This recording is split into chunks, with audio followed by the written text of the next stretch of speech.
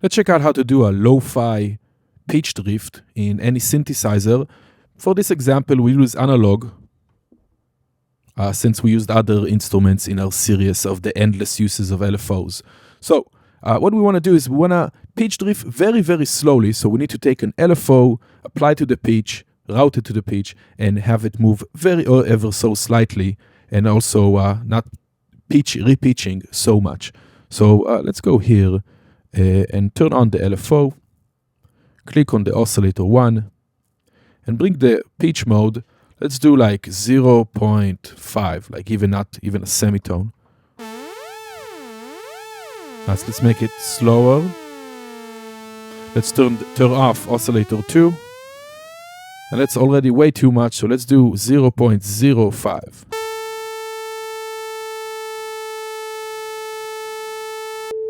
Let's play a chord.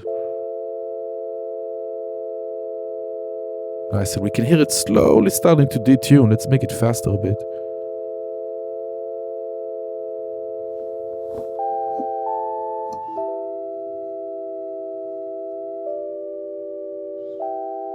Nice, and you can make that effect as subtle or as emphasized as you want by just adjusting the rate. The speed should be fairly slow, and the amount of how much the LFO is affecting. So you can do that in any synthesizer. We can, of course, let's see it very quickly in Wavetable. Let's open Wavetable up. Let's map the LFO 1 to the pitch. Let's do like 0.1. Then we can just apply the amount and the speed. Let's do a bit more, 0.3. Here we go. That's a bit fast.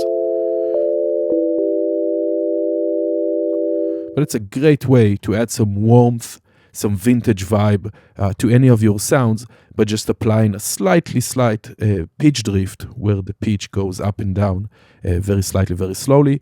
Some synthesizers even have a pitch drift assigned to them, which might work in a slightly other way, but it's the same principle.